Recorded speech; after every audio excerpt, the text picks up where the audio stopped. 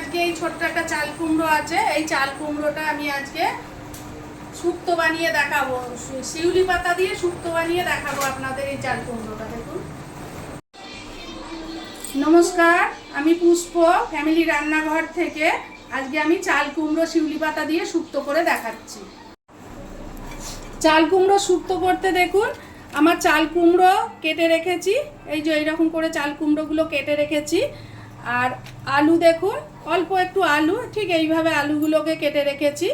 এবং শিউলি পাতা লাগছে, আর এখানে লাগছে আদা বাটা, লাগছে পাঁচফোড়ন, লাগছে সর্ষে, লাগছে পোস্ত, লাগছে চিনি, লবণ, মৌরি বাটা, আর এখানে হচ্ছে রাঁধুনি বাটা। শিউলি পাতাগুলো প্রথমে কুচো কুচো করে কেটে নেবো। এই যে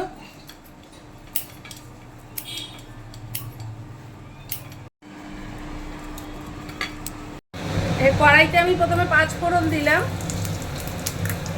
তারপরে পরিমাণ মতন শিউলির পাতা দেবেন। শিউলির পাতা কিন্তু খুব তেতো হয়। এই যে দিলাম তেজপাতা, দিলাম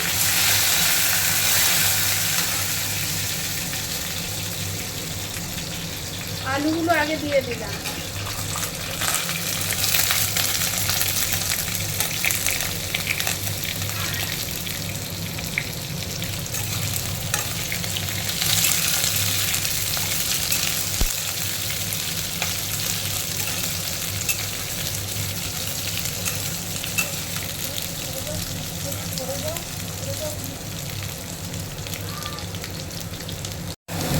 আলুটা একটু ভেজে নিলাম। এইবার এরপরে আমি চাল কুমড়োগুলো দিয়ে দিচ্ছি।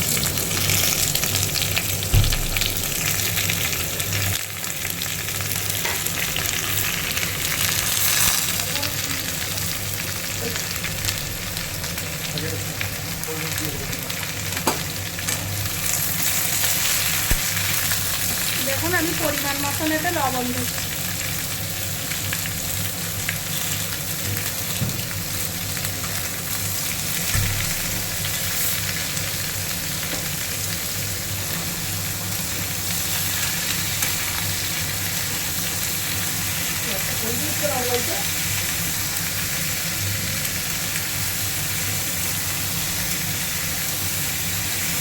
ভাজা ভাজা হয়ে গেছে, এবার আমি আদাটা দিয়ে দেবো।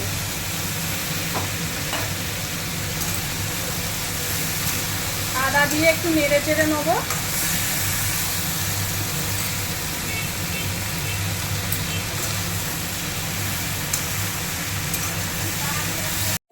আমি এবার পোস্ত দিচ্ছি।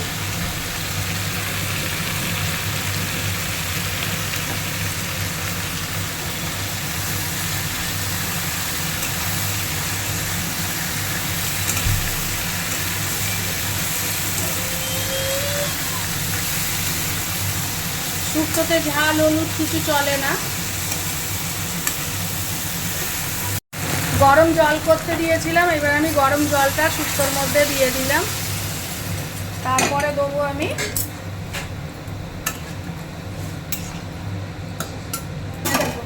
সর্ষে ছেঁকে রেখে দিয়েছি, সবসময় আমি ছেঁকে রাখি, সেই সর্ষের ছাকাটা দিয়ে দিলাম।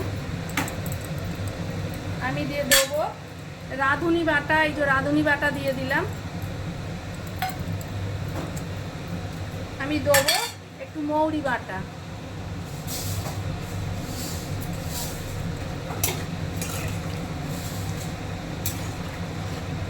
এইবার আমি ঢাকা দিয়ে দেবো।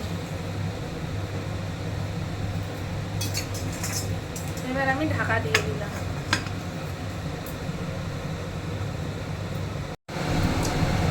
আমি ঢাকাটা খুললাম,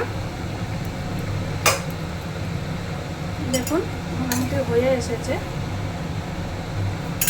এর মধ্যে আমি পরিমাণ মতন মিষ্টি দেবো,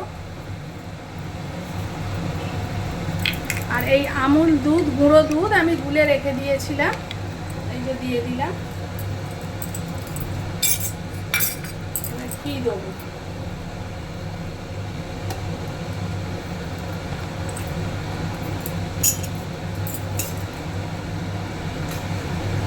হয়ে গেছে আমার শুক্তো। ফুটে উঠলেই নামিয়ে নেবো।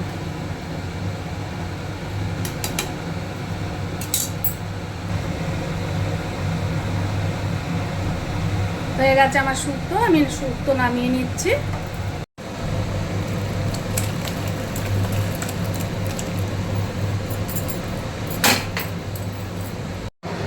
আমার শিউলি পাতা দিয়ে চাল কুমড়োর শুক্তো রেডি। দেখুন,